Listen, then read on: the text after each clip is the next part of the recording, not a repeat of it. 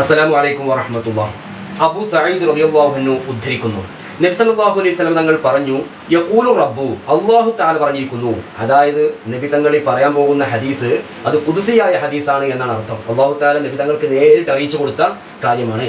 അപ്പോൾ അല്ലാഹു തആല പറയുന്നു, മൻ ശഗലഹുൽ ഖുർആനു അൻ ദിക്രി വ മസ്അലതി, ഒരാൾ എനിക്ക് ദിക്ർ ചൊല്ലുന്ന സമയത്തും എന്നോട് ദുആ ചെയ്യുന്ന സമയത്തും എൻ്റെ ഖുർആൻ ഓതിയാൽ, അതായത് നമ്മൾ സാധാരണ ഖുർആൻ ഓതുന്നു, പിന്നെ ദിക്ർ ചെല്ലാറുണ്ട്, പിന്നെ അള്ളാഹുവിനോട് ആവശ്യങ്ങൾ മുൻനിർത്തിക്കൊണ്ട് ദുആ ചെയ്യാറുണ്ട്.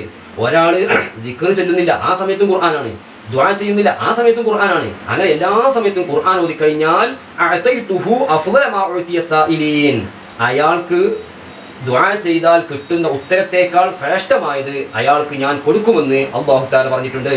വ ഫദ്ലു കലാമില്ലാഹി അലാ സായിരിൽ കലാമി, അള്ളാഹുവിന്റെ കലാമായ പരിശുദ്ധ ഖുർആൻ മറ്റു സംസാരങ്ങളിലേക്ക് ചേർത്ത് നോക്കുമ്പോൾ കഫദ്ലില്ലാഹി അലാ ഖൽഖിഹി, സൃഷ്ടികളിലേക്ക് ചേർത്ത് നോക്കിയിട്ട് അള്ളാഹുവിന്റെ സ്ഥാനം ഫദ്ല് എത്രയാണോ അതുപോലെയാണ് മറ്റുള്ള കലാമിലേക്ക് നോക്കിയിട്ട് അള്ളാഹുവിന്റെ കലാമിന്റെ ശ്രേഷ്ഠത.